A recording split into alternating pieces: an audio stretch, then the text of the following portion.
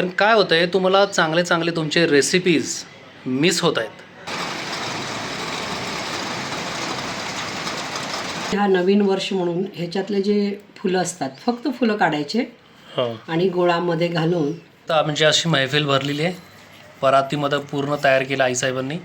आले पाक इथं दही. नमस्कार मित्रांनो, तुमच्या सर्वांचं स्वागत आहे पुन्हा एकदा आपल्या एका नवीन ब्लॉगमध्ये. आणि आज आईनी जेवणासाठी अर्थात मला आवडते एक डिश बनवलेली आहे जी साऊथ इंडियन आहे आणि तुम्हाला नक्की आवडेल.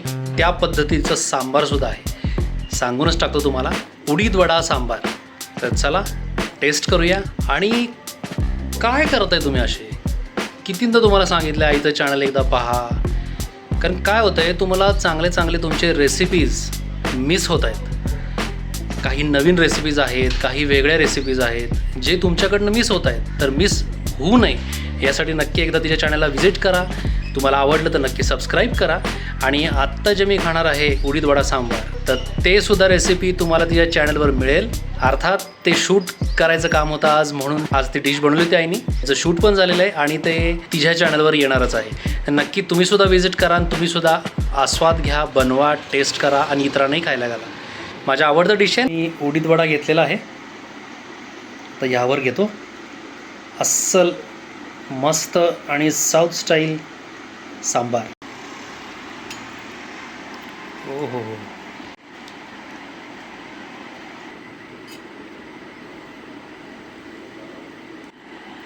जबरदस्त झालेली टेस्ट ॲज युजल, एक नंबर. तो काम चालू होतं माझं. आत्ताच मध्ये लंच ब्रेक घेतला होता आणि सकाळी एकदम कडक ऊन होतं आणि आत्ता तुम्ही वातावरण पाहाल तर अगदी पावसाचं वातावरण झालेलं आहे. बघा, मला काळे ढग दिसत आहेत की नाही माहीत नाही, पण वातावरण एकदम, हे बघा, हवा पण सुटली. वातावरण काहीसं असं झालेलं आहे. सावली, वीज नाही पण ढगांचा हळुवार गडगडाट सुरू आहे. तुम्हाला तेवढा आवाज येणार नाही, क्वचित थोडासा हलकासा असा आवाज येतो आहे. मे बी पाऊस पडेल अशी शक्यता तरी आहे मला, कारण की वारा पण गार सुरू आहे, गरम नाही आहे. छान वातावरण झालं, एकदम मस्त. फिरायला तर जायलाच पाहिजे. वातावरण असं सुंदर वातावरण झालं आहे.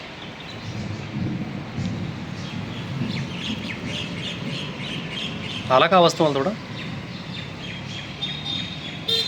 बऱ्यापैकी आवाज येतो, पण जरासा लहान आवाज आहे. शक्यता तर दाट आहे मला पाऊस पडण्याची, पण बघू काय होतं आहे.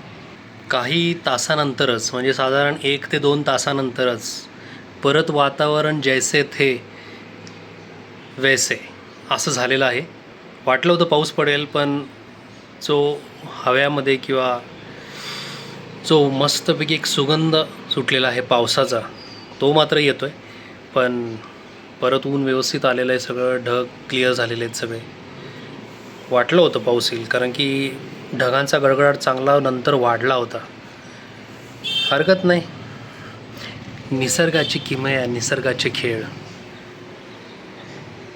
बघा आता वातावरण.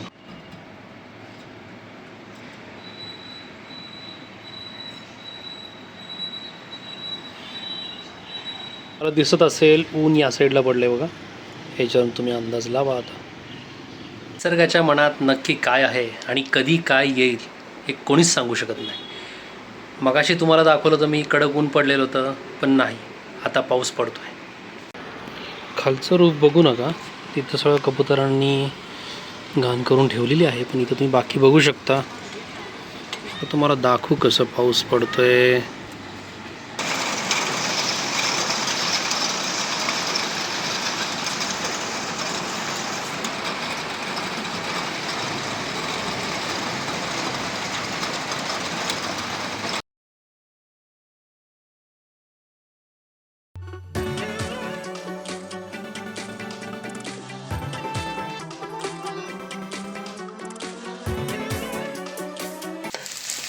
आई ग, हे जे सणा दिवशी जी बटाट्याची भाजी तू करते पिवळ्या रंगाची नेहमी, ह्याला काय ऑप्शन नाही का दुसरा?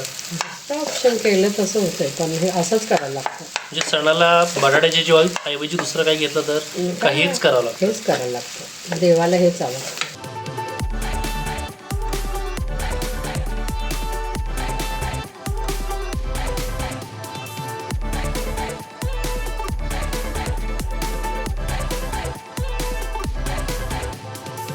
आई, हो, हे नैवेद्यच असतं का गुढीपाडवाचं? हे मेन प्रसाद असतो, कारण आपण नवीन वर्षाचं रोगराई होऊ नये हां. किंवा आपली तब्येत चांगली राहावं म्हणून हे कडुलिंबाचा वापर करतात. त्याच्यामागं एक सायन्स असतं बरं का.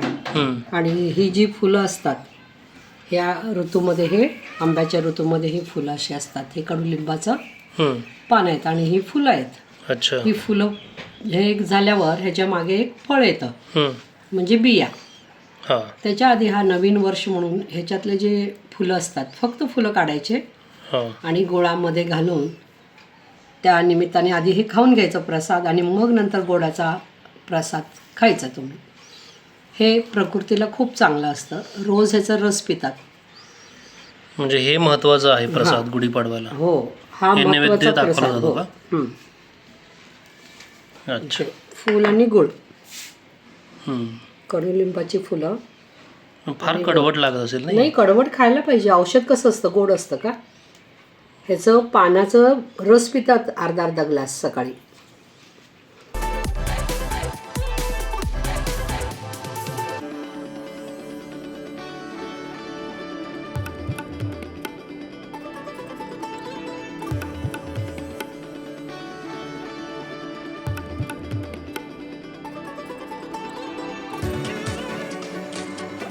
गुढीचे दर्शन घेतलेले आहे. तुम्हा सर्वांना गुढीपाडव्याच्या हार्दिक हार्दिक शुभेच्छा आणि मराठी नवीन वर्षाच्या पण हार्दिक शुभेच्छा.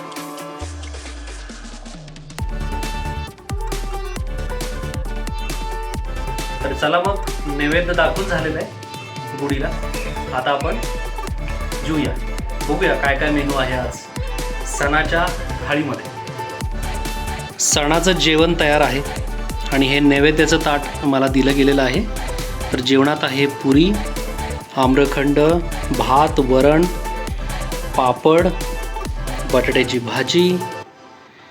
तर चला मित्रांनो, जेऊया आता.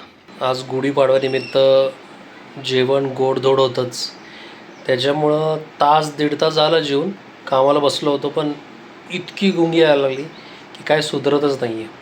काम तर केलंच पाहिजे. आता फ्रेश होतो आणि परत कामाला सुरू करतो.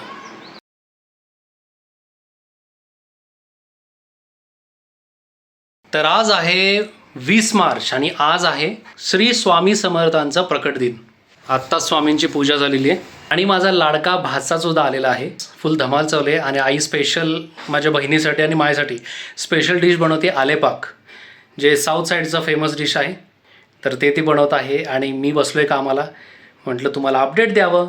तर सर्वांना स्वामी प्रकट दिनाच्या हार्दिक शुभेच्छा. बाहेर मैफिल जमलेली आहे. आमचे घरचे सगळेजण आहेत, माझा भाचा आहे, बहीण आहे, घरचे लोक आहेत. तर आलेपाक तयार आहे आणि आलेपाक खाण्यासाठी मला बोलवणं आलेलं आहे. तर चला मित्रांनो, आता जाऊन मस्तपैकी आलेपाकवर ताव मारूया. तर आमची अशी मैफिल भरलेली आहे. परातीमध्ये पूर्ण तयार केलं आईसाहेबांनी.